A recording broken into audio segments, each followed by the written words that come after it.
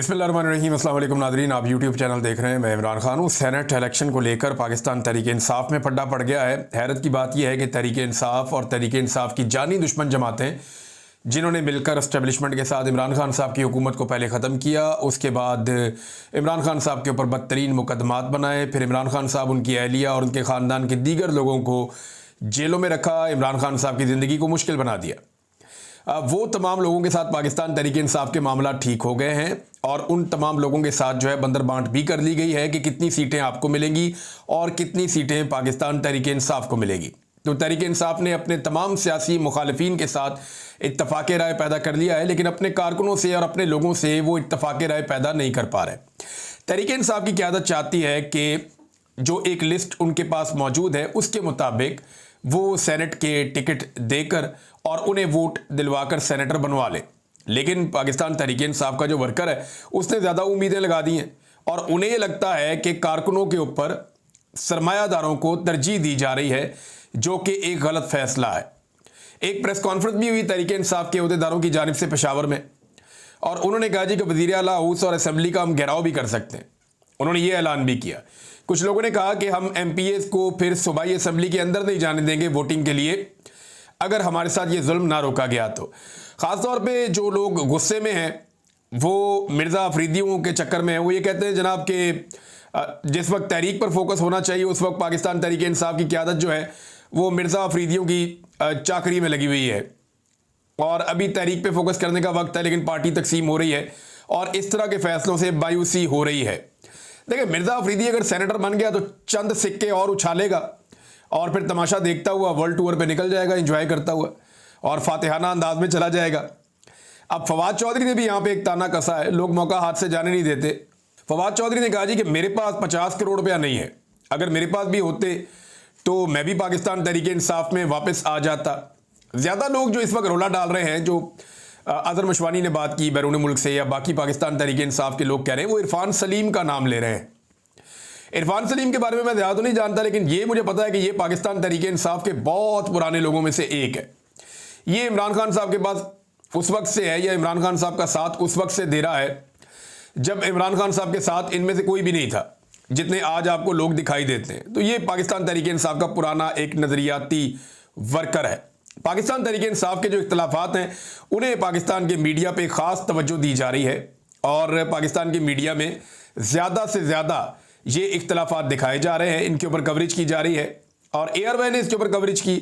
नईम साहब जो है वो बड़े ज़बरदस्त रिपोर्टर हैं और मैं इनके साथ काम करता रहा हूँ, हम एक साथ भी काम करते रहे फील्ड में। तो नईम भट्ट साहब ने बड़ी अच्छी खबरें ब्रेक की हैं, इससे पहले ये भी खबर उन्होंने दी थी और ख़बर का जो बेशतर हिस्सा है वो बड़ा ज़बरदस्त है और उसको तरदीद नहीं की जा सकती। वो चीज़ें सामने आना शुरू हो गई हैं और ये खबरें हम भी पहले देते रहे हैं, बल्कि नईम भट्ट साहब ने उसमें इजाफा ही किया चंद चीज़ों का। मगर ये जो बैरिस्टर सैफ वाला पोर्शन है कि बैरिस्टर सैफ इमरान खान साहब के साथ वफादारी में डट जाएंगे, ये ऐसा कोई समझ आने वाली बात नहीं है। इमरान खान साहब के बहुत सारे वफादार इमरान खान को नहीं मिल पाते, लेकिन बैरिस्टर सैफ इतना वफादार आदमी है कि वो जाकर इमरान खान से मिलना चाहता है और उसकी हर दफ़ा मुलाकात भी हो जाती है। तैमूर झगड़ा नहीं मिल सकते, बाकी लोग नहीं मिल सकते, जुनैद अकबर नहीं मिल सकते, शाहिद असलम नहीं मिल सकते, सुहेल अफरीदी नहीं मिल सकता, मीना खान अफरीदी नहीं मिल, बाकी लोग भी नहीं मिल सकते, आलिया हमजा की मुलाकात नहीं हो सकती, लेकिन ये जाकर मुलाकात कर लेते हैं बैरिस्टर सैफ जो है। बैरिस्टर गौर की भी हो जाती है मुलाकात। तो ये लोग एस्टेब्लिशमेंट के काफ़ी करीब हैं। हाँ, लेकिन ये ज़रूर हो सकता है इस खबर में कि ये इख्तलाफ पैदा हुआ हो और इस मामले में अली अमीन गंडापुर और अलीमा खान साहिबा, ये सब लोगों का अपना अपना रोल है। सेनेट वाले मामले में लेकर अली अमीन ने चंद खबरों के मुताबिक अलीमा खान पर भी तनकीद की है और वो पार्टी को एक अलग डायरेक्शन दे रहे हैं। अब मिर्ज़ा अफरीदी पे आगे मामला फंस जाता है कि पैसे वाला आदमी है ना, इसी तरह मिर्ज़ा अफरीदी पे आगे मामला फंस जाता है और ऐसे ही मामला आ जाता है जो फजलुर रहमान साहब की पार्टी के दिलावर खान है। ये फजलुर रहमान साहब की पार्टी दिलावर खान को सेनेटर बनाना चाह रही है। बहुत मालदार आदमी, बहुत पैसे वाला आदमी है, ये सारी जमातों को पैसा खिला सकता है और अगर ये चाहे तो आप वैसे इंडिपेंडेंट उम्मीदवारों को खरीद के भी ये सेनेटर बन सकता है, थोड़ी सी इसको अगर आसरा मिल जाए एस्टेब्लिशमेंट की जानिब से। तो यहाँ पे एक पैसे का खेल खेला जा रहा है खैबर पख्तूनख्वा में और उसमें पाकिस्तान तहरीक इंसाफ के जो नज़रियाती लोग हैं वो नाराज़ हो रहे हैं। एयरवे की जो खबर है उसका बेशतर हिस्सा ये नईम भट्ट साहब ने भी कहा कि मेरी खबर है, तो इसके बेशतर हिस्से के ऊपर तो बात ही नहीं की। एमी बिलावजा बाइकआउट करने जा रहे हैं। उन्हें कहा पाकिस्तान तहरीक इंसाफ के शेख वकास अकरम साहब को। लेकिन अम्माद यूसुफ साहब ने एक ज्यादती की है। अम्माद यूसुफ साहब ने इमरान खान साहब पे तनकीद करते हुए कहा कि अरशद शरीफ जब पाकिस्तान से बाहर चले गए थे तो इमरान खान साहब ने उनका वीज़ा नहीं लगवाया बरतानिया का, जिसकी वजह से वो कीनिया में शहीद हो गए। और वो चाहते इमरान खान साहब तो वीज़ा लगवा सकते थे अरशद शरीफ का, उन्होंने कहा जी बरतानिया का। अब मेरा सवाल ये है कि क्या अम्माद यूसुफ साहब ये कहना चाह रहे हैं कि अरशद शरीफ साहब इमरान खान साहब से रिक्वेस्ट कर रहे थे कि मेरा बरतानिया का वीज़ा लगवा दें? अरशद शरीफ इंतहाई बागैरत इंसान थे। उनके ज़ाती ताल्लुकात मुराद सईद से ज़रूर थे।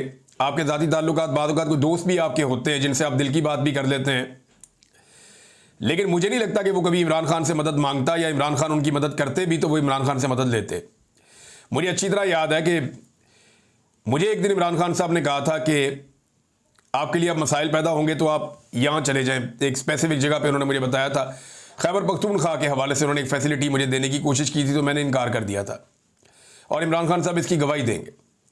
तो मैंने उन्हें कहा था, मैंने कहा खान साहब खाली लड़ाई आपकी थोड़ी है, ये मुल्क का मामला है, मैं अपनी मर्जी से अपना काम कर रहा हूँ और आप एक पॉलिटिकल पार्टी है, तो मैं यहाँ पे आपसे मदद नहीं ले सकता, लेकिन आपका ये कहने के लिए बहुत शुक्रिया। मैंने उनका शुक्रिया अदा किया। अब जब मेरे जैसा कमज़ोर आदमी ये कर सकता है कि इमरान खान साहब का शुक्रिया अदा कर दे कि मुझे आपकी मदद नहीं चाहिए, तो वो तो अरशद शरीफ था, ये तो अम्माद यूसुफ साहब उनकी तौहीन कर रहे हैं। दूसरी बात यह है कि ARY को अपने पैरों पर खड़ा होना चाहिए था ना, वो अरशद शरीफ को नौकरी से ना निकालता, या वो चैनल्स जिन्होंने मुझे नौकरी से निकाला वो अपने पैरों पे खड़े होते और मुझे नौकरी से ना निकालते। अगर हमें नौकरियों से ना निकाला जाता, हम अपनी नौकरियों के ऊपर काम कर रहे होते, तो हम मुल्क छोड़कर कभी ना जाते। मुझे 2022 में शहीद अरशद शरीफ ने, जब उन्होंने मुल्क नहीं छोड़ा था, पाकिस्तान में थे, तो उन्होंने मुझे एक दिन कहा कि आप पाकिस्तान से इमरान कुछ अरसे के लिए चले जाए, आपके पास तो नौकरी भी नहीं है। तो मैंने उनसे कहा, मैंने कहा जी मैं अभी यहाँ रहना चाहता हूँ अरशद भाई। उन्होंने कहा तुम्हें गिरफ्तार करने का फैसला हो गया है, और उनके पास इंफॉर्मेशन ठीक थी। उसके चंद दिनों बाद मुझे गिरफ्तार भी कर लिया गया। तो अरशद शरीफ साहब को मैंने कहा आप क्यों नहीं चले जाते? बातों बातों में मैंने उनसे भी ऐसे ही कहा, हंसते हंसते। तो उन्होंने कहा मैं यहाँ पे काम कर रहा हूं, मैं ARY के ऊपर अपनी ड्यूटी कर रहा हूं, तो मुझे यहाँ पे रोजाना चैनल में जाना पड़ता है, बैठकर बात करनी पड़ती है, तो मैं यहाँ से जा नहीं सकता। तो जब तक अरशद शरीफ के पास नौकरी थी, उन्होंने मुल्क छोड़ने का कभी फैसला नहीं किया, ना उन्होंने छोड़ना था। ARY ने उन्हें नौकरी से निकाला, फिर उन्हें मुल्क छोड़ना पड़ा। फिर देखिए, अभी अम्माद यूसुफ साहब ये तो बात कर रहे हैं इंतहाई मादरत के साथ, आपने ये तो कह दिया कि इमरान खान का कसूर है जी, उसने वीज़ा क्यों नहीं लेके दिया। हालांकि इमरान खान कोई वीज़ा एजेंट तो नहीं है कि वीज़ा लेकर देंगे।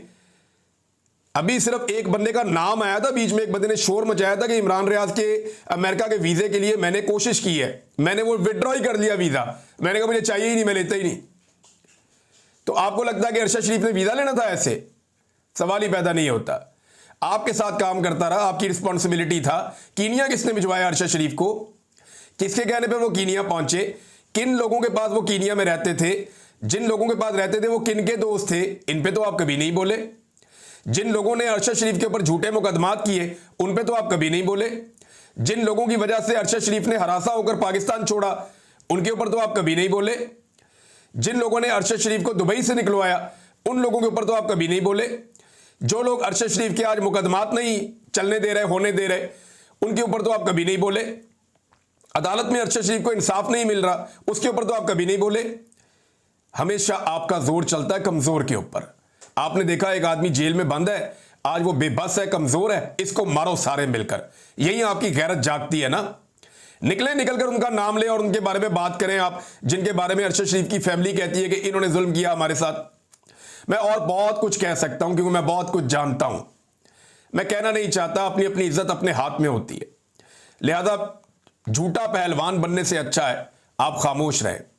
अगर आपने इस बात पे कंप्रोमाइज किया है ना कि अरशद शरीफ को कत्ल किसने किया, तंग किसने किया, परेशान किसने किया, मुकदमात किसने किए, हर चीज पे कंप्रोमाइज किया ना, तो यहां पे भी आपका बोलना नहीं बनता। और आप एक पॉलिटिकल पार्टी के लीडर को कह रहे हैं जो जेल में बंद है, जिसकी उस वक्त हुकूमत भी नहीं थी, कि ये वीजे क्यों नहीं लेकर दे रहा अरशद शरीफ को। ये आपने शहीद अरशद शरीफ की भी तौहीन की है और आपने सहाफत की भी तौहीन की है। हद होती है वैसे, मुझे तो हैरत हो रही है। नाज़रीन, मारंग बलोच साहिबा के मामले पर आ जाए। पाकिस्तान में जुल्म तो ख़त्म ही नहीं हो रहा। मारंग बलोच साहिबा को दोबारा 15 रोज़ा रिमांड पर भिजवा दिया जज ने। जब इन्हें अदालत में पेश किया गया तो आज लोग भी गए थे, और मारंग बलोच की मुस्कुराहट पूरी रियासत को बता रही थी कि वो रियासती जबर और ताकत के सामने झुकी नहीं है, वो कमज़ोर नहीं पड़ी। वो मुस्कुरा रही थी, वो हंस रही थी, वो बात कर रही थी अपने लोगों से, उसकी हिम्मत नज़र आ रही थी, उसकी जुर्रत नज़र आ रही थी, उसकी बहादुरी नज़र आ रही थी, उसका अज़म नज़र आ रहा था अपने लोगों के लिए कि वो हार मानने के लिए तैयार नहीं है। वो डट कर खड़ी हुई है अपने लोगों के लिए, जबरी गुमशुदगियों के खिलाफ, बलूचिस्तान के हुकूक के लिए। और बलूचिस्तान के जो हमारे रहने वाले नौजवान हैं, इनमें 40% जो है वो हमारे पश्तून नौजवान है, बाकी बलोच नौजवान है बहुत बड़ी तादाद में। तो उन सबके लिए वो आवाज़ उठा रही है, बलूचिस्तान के अमन के लिए आवाज़ उठा रही है। वहाँ पे जो इस्तेहसाल हो रहा है, उनके जो वसाइल छीने जा रहे हैं, उनकी जो मादनियात पे कब्जे हो रहे हैं, उनके खिलाफ आवाज़ उठा रही है। तो ये जो आवाज़ उठाने वाली खातून है, इसकी हिम्मत को सलाम है, जिस तरीके से ये मजबूती के साथ अदालत में मौजूद थी। मारंग बलोच ने जज को कहा, बात तो सुने। जज साहब बात ही नहीं सुन रहे थे। कहा बात तो सुने, फैसला तो आपने वही देना जो लिखा आ गया आपको, लेकिन बात तो सुने। हमारे अभी तक जज के ऑर्डर के बावजूद वकालतनामे हमें साइन नहीं करने दिए जा रहे। हम वकालतनामे साइन करना चाहते हैं, हमें वकालतनामे साइन नहीं करने दिए जा रहे। ये मारंग बलोच ने जज को बताया। आप अंदाजा करें कितना जुल्म है। 4 महीने हो गए लगभग ये खातून और इनके साथ दीगर 5 लोग अंदर है, जिनमें एक माजूर भी है। व्हील चेयर पर उसको उठा उठा कर लेकर जाते हैं, लेकिन इनके वकालतनामे साइन नहीं होने दिए जा रहे। मारंग बलोच का हंसना, मुस्कुराना, वहां पे लोगों के साथ खुलकर बात करना, जज के सामने ऐसे डट कर खड़े होना, निज़ाम इंसाफ को बेनकाब करना, ये पाकिस्तान की रियासत के लिए एक परेशान कुन सूरत हाल है। इन्हें समझना पड़ेगा कि जबर के साथ ये कंट्रोल नहीं कर पाएंगे। ये नौजवान मुख्तलिफ लोग हैं, ये सोशल मीडिया का दौर है, ये अब आप 2025 में जिंदा है, 18वीं सदी में नहीं है। अब आपकी मनमानी वैसे नहीं चलेगी। ये नौजवान आपसे हार नहीं मानेंगे, ये आपको शिकस्त देंगे, ये आपसे अपने हुकूक छीन लेंगे। इससे पहले कि ये आपको रुसवा करके, जलील करके आपसे अपने हुकूक छीने, आप इन्हें इनके हुकूक लौटा दें, ये ज्यादा बेहतर होगा। बहरहाल इसके ऊपर बड़ा रद्दअमल भी आया। नादिया बलोच साहबा का एक ट्वीट है, आज फिर इंसाफ का कत्ल हुआ। वैसे मैं अगर सोचूं ना कि डरते हैं बंदूकों वाले एक निहत्ती लड़की से, तो आज के दौर में जो मेरे दिमाग में सामने शक्लें आती हैं ना, आज के दौर में, माजी में बहुत सारी ऐसी खवातीन रहीं, उसमें सबसे पहला नाम मैं ले लेता हूं फातिमा जिन्ना रहमतुल्लाह, फातिमा जिन्ना का। फातिमा जिन्ना मादरे मिल्लत हैं, और उन्होंने जिस तरह डिक्टेटर का सामना किया, तो मुझे ऐसा लगता है, मैंने हिस्ट्री पढ़ी उसमें कहानी वहां से शुरू होती है। बेनज़ीर भुट्टो भी थी, नुसरत भुट्टो भी थी, और लोग भी थे। एक दौर में नवाज शरीफ की बीवी ने भी एक डिक्टेटर के खिलाफ जदोजहद की थी, कुलसूम नवाज साहिबा ने। मरियम नवाज साहिबा ने तो जूते ही पॉलिश कर दिए पकड़ के। सारी अपनी जो थोड़ी बहुत उन्होंने शुरू की थी, रेजिलियंस दिखाना शुरू ही की थी, उन्होंने तबाह बर्बाद कर दी पकड़ के, साथ ही बूट पकड़ लिया।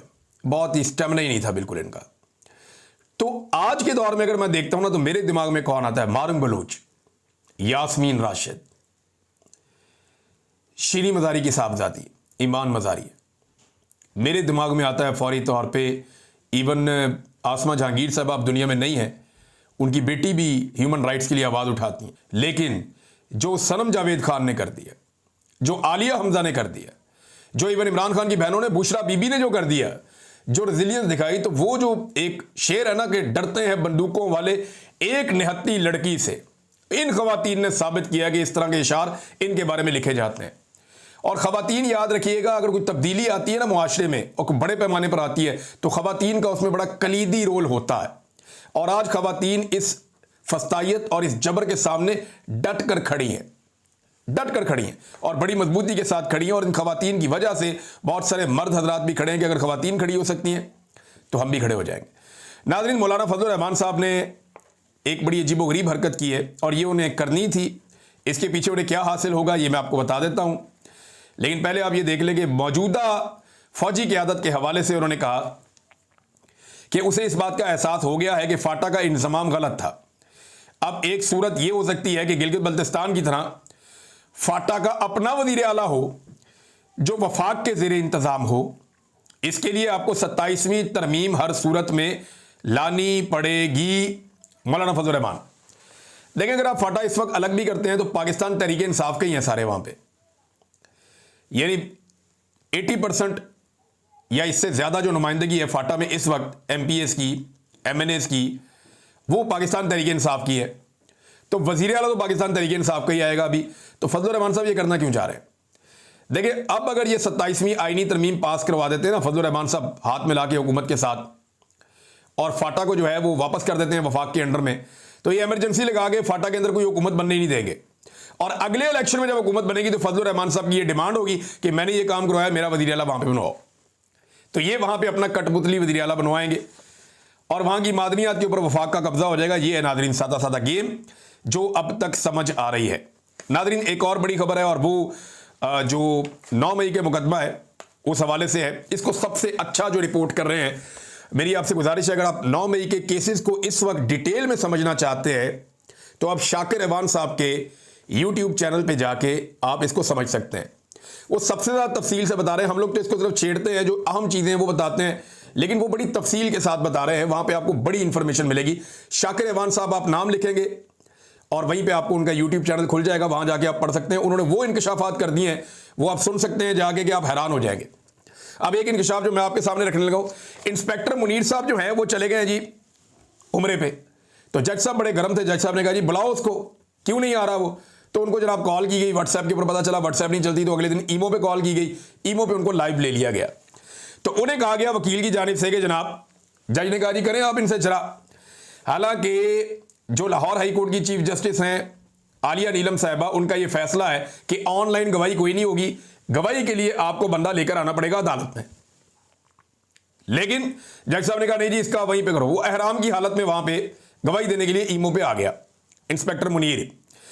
तो जब उसे ये कहा गया कि आप ये कहें कि मैं जो कहूंगा सच कहूंगा, सच के सिवा कुछ नहीं कहूंगा, अगर मैं झूठ बोलूंगा तो अल्लाह का कहर मुझ पर नाजिल हो, ये कहा गया। तो उसने आगे से कहा दिया मैं झूठ बोलूं तो अल्लाह मुझसे नाराज हो। भाई अल्लाह को तो आप मना लेंगे, अगर नाराज हो गया तो। आपने कहना था कि अल्लाह का कहर मुझ पर न। बड़ा कहा वकीलों ने, शाह महमूद कुरैशी भी बोलना शुरू हो गए, वो हलफ ही ना ले, क्योंकि उसने हराम पहना हुआ है, वहां पे उसने उमरा किया हुआ है। तो उसको वो कह रहे हैं सारी अदालत के अंदर कि लो हलफ। अजीबोगरीब सूरत हाल पैदा होगी। वो पुलिस वाला डरे, वो कहता जी मैं नहीं लेता ये वाला हलफ। तुम ये कहो कि मुझ पर खुदा का कहर नाजिल हो, अल्लाह का कहर नाजिल हो, तो इस पर उन्होंने कहा जी मुझ पर क्यों हो? ये वो पुलिस वाला कहता है जिन्होंने 9 मई किया और करवाया उन पर अल्लाह का कहर नाजिल हो। अब उस बेचारे को अब फतवे दिलवाए जाएंगे। वो बेचारा वो दौड़ गया, उसने कहा जी मैं नहीं करता ऐसे। अब पीटीआई ने कहा जी इसको आप फिजिकली यहां बुलवाएं, ये उम्रा कर ले उसके बाद बुलवाएं। लेकिन जज को बहुत जल्दी है, वो कह रहे जी फटाफट ना बैठो, और वो ऑनलाइन ही गवाही लेते जा रहे हैं, इसकी वापसी का इंतजार भी नहीं कर रहे। तो आप अंदाजा करें कि गवाह गवाहियां नहीं दे पा रहे, गवाह हलफ नहीं ले पा रहे, गवाह जो है वो साबित ही नहीं कर पा रहे। वो वहां पे मौजूद है। तफ्तीशी से पूछा जज साहब ने, या वो जो वहां पे वकला थे जो जिरा कर रहे थे, उन्होंने पूछा कि ये जो हसाम और ये मुनीर खालिद, ये जो आपके स्टार गवाह है, जो आपके बड़े तगड़े गवाह हैं, जिनको आप कहते हैं जनाब ये हमारे गवाह हैं, इनकी बुनियाद पे हमने मुकदमा बनाया। एक टेबल के नीचे छुपा हुआ था, इमरान खान के कमरे में बैठा हुआ था, दूसरा ये कर रहा था। तो इन्होंने 9 मई की पूरी साजिश को खुद सुना और देखा है, लिहाजा ये हमारे गवाह हैं। उनमें से एक गवाह का तो पता चला जनाब छुट्टी पे, दूसरा हलफ ही नहीं ले रहा, और वो उस दिन छुट्टी पे था। और एसएचओ ने लिखा था कि ये आदी मुजरिम बन गया, ये रोजाना छुट्टी पे जाता है, ये बहुत तंग करता है, इसको एसपी के सामने पेश करो। और पता चला जी उसी तारीख में उसको डाल दिया कि ये वहां जाके सुन रहा था और गवाह बन रहा था। अब देखें जो सवालात पूछे गए उनसे ये पूछे गए कि 9 मई की साजिश इन्होंने सुनी है ना, ये आपके स्टार गवाह हैं, क्या आप जमान पार्क गए हैं? तफ्तीशी से पूछा, उसने कहा जी मैं नहीं गया। उन्होंने कहा जी स्टार गवाहान है, इनको लेकर आप वहां तक गए जहां पे बैठ के इन्होंने साजिश सुनी थी या साजिश हुई थी? तफ्तीशी कहता जी नहीं। उन्होंने कहा ये साबित कर सकते हैं आपके ये दोनों बंदे वहां पे उस दिन मौजूद थे साजिश सुनने के लिए? तफ्तीशी कहता है जी ये वहां थे। नहीं, साबित कर सकते हैं? उसने कहा जी नहीं। उन्होंने कहा सीडीआर है आपके पास, कोई कॉल डाटा रिकॉर्ड ही हो आपके पास कि इनके मोबाइल फोन उन दिनों वहां पे फिर रहे थे, ये वहां गए थे? उन्होंने कहा जी नहीं। उन्होंने कहा सेफ सिटी का कोई रिकॉर्ड किसी कैमरे में निकल आए जिसमें आप ये साबित कर देंगे जनाब ये दो आपके स्टार गवाह जो आपके हैं ये वहां पे उस वक्त मौजूद थे? उन्होंने कहा जी नहीं, कोई एक रिकॉर्ड ये फ्राहम नहीं कर सके जिसमें साबित करें कि ये जो गवाह थे ये उस दिन जमान पार्क गए हुए थे और वहां पे खुफिया तौर पे सुन रहे थे। अब वहां पे जो लोग मौजूद थे जरा उनकी बात सुने आप। ये जमशेद इकबाल चीमा साहब और उनकी एहलिया, इन्होंने भी बड़ी बेचारों कुर्बानी दी, बड़ी मार खाई, इनको बहुत परेशान किया। इवन इनके बच्चे तक दरबदर हो गए, ये जेलें भी काटते रहे, परेशान भी रहे, भागे भी रहे, इनका कारोबार भी तबाह हो गया। तो जमशेद इकबाल चीमा साहब और मुसर्रत जमशेद चीमा साहबा। ये कहते हैं जी साजिश की गवाही देने वाला शख्स कहता है कि वो टेबल के नीचे बैठा हुआ था और इमरान खान की टेबल तो इतनी छोटी थी, ये टेबल आपने देखी हुई है जिस पे इमरान खान साहब पाँव रख के बैठते थे। उस पूरे कमरे में कोई भी बड़ी टेबल नहीं थी। एक बच्चा जो होता है ना छोटा 2 साल का, मेरे ख्याल में वो भी छुप के नहीं बैठ सकता उस टेबल के नीचे जहां पे ये इतना भारी भरकम पुलिस वाला छुप के बैठा हुआ था। वो ये कह रही हैं कि वहां बिल्ली का बच्चा नहीं आ सकता। ये सब एक्सपोज हो रहे हैं। ये तमाम मुकदमा सियासी और जाती अना पर बनाए गए हैं। वैसे पाकिस्तान की एस्टेब्लिशमेंट को शर्म आनी चाहिए कि यार ऐसे घटिया मुकदमा, तारीख आपको किन अल्फाज में याद रखेगी? आप तारीख के हाथों कत्ल हो चुके हैं, तारीख में आप मर चुके हैं, मुर्दा हो चुके हैं। और इमरान खान साहब को आपने तारीख में अपनी इन हरकतों की वजह से अमर कर लिया है। और अब आप कभी ये ट्वीट करवा के, वो करवा के, यहां से दबाव डलवा के, वहां से करके, अब आप इमरान खान का कुछ बिगाड़ नहीं सकते। पब्लिक ओपिनियन को आप ऐसे नहीं बदल सकते। अगर इमरान खान को कोई तबाह करेगा तो इमरान खान के अपने फैसले करेंगे या इमरान खान की अपनी पार्टी करेगी, जो मुझे ऐसा लगता है कुछ लोग कोशिश भी कर रहे हैं। वरना ये ना एस्टेब्लिशमेंट से होना है और ना उनके टाउटों से होना है। अब तक के लिए इतने, अपना ख्याल रखिएगा, अपने चैनल का भी। अल्लाह हाफिज़।